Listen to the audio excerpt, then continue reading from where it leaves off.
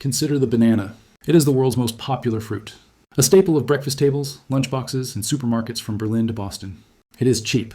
It is sweet. It is innocent. It is packaged by nature in its own convenient wrapper, a symbol of wholesome nutrition. We take its presence for granted. It costs mere pennies. Yet there is nothing natural about the banana you hold in your hand today. It is an industrial artifact. A clone, replicated billions of times over, designed for transport, not for taste. But its artificial biology is the least disturbing thing about it. If you were to peel back the skin of history, really peel it back, you would not find sweet white flesh. You would find blood. You would find gunpowder. You would find the deeds to entire nations, signed away in backrooms filled with cigar smoke and the stench of betrayal. It is an industrial artifact. Its artificial biology is the least disturbing thing about it. Pause.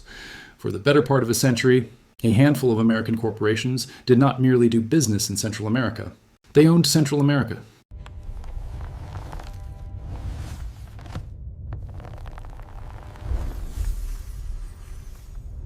They treated sovereign nations not as partners, but as plantations. They drew borders, they appointed presidents, and when necessary, they overwrote the laws of governments with the laws of the ledger. You would find gunpowder. You would find the deeds to entire nations. This is not a story about agriculture. This is a story about how the modern global economy was forged in the crucible of the tropics. For the better part of a century, a handful of American corporations owned Central America. It is a story of how the demand for a cheap breakfast, fruit became the justification for coups, massacres, and the systematic dismantling of democracy. They treated sovereign nations not as partners, but as plantations. And when necessary, they overwrote the laws. The price of the banana has always been incredibly high. It just wasn't paid by the consumer. They created a new kind of colonialism, planting of a corporate logo. It was paid by the people living in the shadow of the octopus. They gave the world a new derogatory phrase, the Banana Republic, a term used to mock these broken nations, while carefully hiding the hands that broke them. This is not a story about agriculture. The price of the banana has always been incredibly high. It is a story of how the demand for a cheap breakfast, fruit became the justification for coups, massacres. It was paid by the people living in the shadow of the octopus of the tropics. To understand how a fruit company could become more powerful than a government, we must first understand the world that birthed it. The late 19th century, the Gilded Age in America. Titans of industry, Rockefeller, Carnegie, Morgan amassed fortunes that dwarfed the treasuries of kings. The prevailing philosophy was social Darwinism applied to economics. The strong devoured the weak. The concept of manifest destiny, now it turned its gaze south. South of the Rio Grande lay a different reality. The nations of Central America were still young. They were rich in resources, fertile volcanic soil, timber, minerals, but they were poor in capital.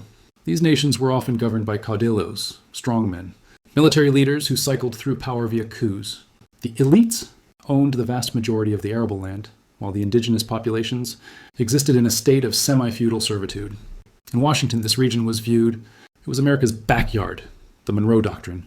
But by the turn of the century, it wasn't just about keeping Europe out. It was about letting American business in.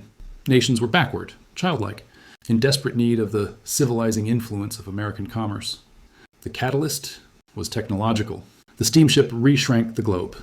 And the prize was a strange, exotic fruit that few Americans had ever seen. Luxury item displayed as a centerpiece at high society, dinner parties. But a few men saw potential.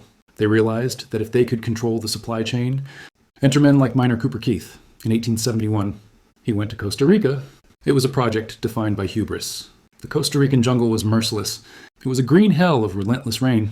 Malaria and yellow fever decimated the workforce. The railroad project became a charnel house. 4,000 ghosts for 25 miles of steel. By the time the railroad reached the coast, Keith was nearly bankrupt. He needed freight to make the railroad pay. He needed something that grew fast. He experimented with bananas, but he soon realized the fruit itself was the gold mine. A visual transition to the octopus metaphor. In 1899, Minor Keith's interests merged with the Boston Fruit Company, the United Fruit Company.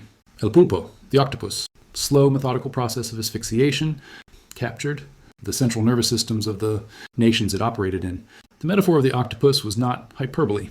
It was a literal description of their business model. The foundation of the system was land, massive, incomprehensible amounts of land, negotiated deals with weak, often corrupt Central American governments, concessions that defy belief, obtained hundreds of thousands of acres. They barely used it. At any given time, United Fruit might only cultivate 15 or 20%. This was strategic denial, created a desperate, landless peasantry who had no choice but to work for the company. The second tentacle was infrastructure. You rode on a United Fruit train, sent a telegram over United Fruit wires, ensured no competing infrastructure was ever built, strangling any economic diversification. The third tentacle wrapped around the workers themselves. The company created enclaves, entirely self-contained universes. The company provided the housing. The company provided the medical care in company hospitals, paid not in the national currency, but in company scrip, vouchers that could only be redeemed at the company store. Perpetual debt. It was a sophisticated form of indentured servitude.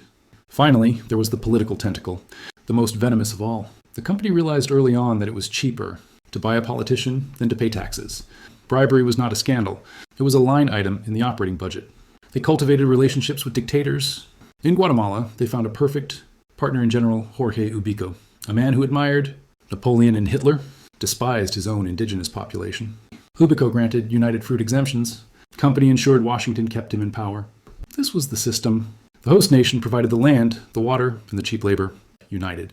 States government provided the ultimate insurance. Policy, the threat of military intervention. Cracks began to appear. The Great Depression hammered the global economy.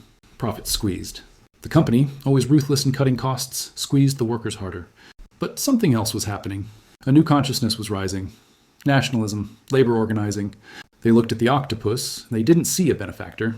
They saw a parasite. The epicenter of this earthquake would be Guatemala. And the man who would embody this new challenge was Colonel Jacobo Árbenz Guzman, influenced by the ideals of Franklin D. Roosevelt's New Deal. Following the democratic October Revolution of 1944, crowds celebrating in the streets, Árbenz was elected president in 1951. His inauguration speech was a call to dignity, confront the two great powers, the landed aristocracy and the United Fruit Company. In 1952, Árbenz passed Decree 900, the Agrarian Reform Law, expropriate uncultivated land from large estates and redistribute it to landless peasant families. Strike at the heart of United Fruit's power, their strategic hoarding of land. The company was outraged. They cried foul. They called it theft. Compensation? Based on the value the company itself had declared for tax purposes. Now, that lie became their undoing. The government offered them exactly what they said the land was worth. Company had their own people in the highest places, John Foster Dulles and Allen Dulles. Both men had deep, long-standing professional ties to United Fruit. Reframed their problem in the language of the era, anti-communism. They hired Edward Bernays, flooded American media with stories portraying Árbenz as a dangerous Soviet puppet. President Eisenhower became convinced that Guatemala was a falling domino. In 1953, he authorized the CIA's operation was codenamed PB Success, small ragtag force of mercenaries, led by Carlos Castillo Armas. The real weapon, however, was fear.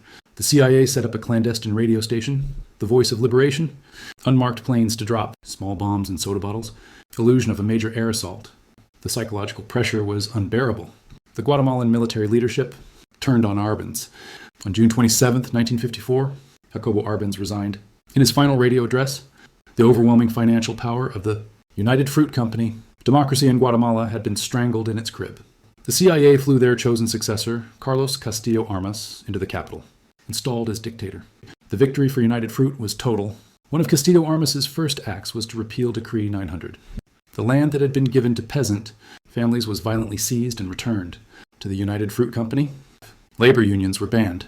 Books were burned. A dark pall of silence fell over the country. The coup of 1954 was not the end. It was the beginning of a catastrophe. It ignited a brutal 36-year civil war between military governments supported by the U.S. and leftist guerrilla groups. The conflict descended into genocide against the indigenous Mayan population in the 1980s. 200,000 people were killed. All because a fruit company didn't want to pay its fair share. The ripples of 1954 continue to crash. Migration routes heading north. When you see families fleeing Central America today, you are looking at the grandchildren of the coup. And what of the Octopus? The United Fruit Company eventually fell on hard times. It rebranded. Today, it is known as Chiquita Brands International. But the legacy remains. So we return to the banana. The next time you peel one for breakfast, pause for a moment. Consider the astonishing journey it took to reach your hand. It is a marvel of logistics. But it is also a monument to a time when corporations drew maps and silenced nations. We live in a world that the octopus helped build. When corporate interest and human dignity collide, which one truly rules the world?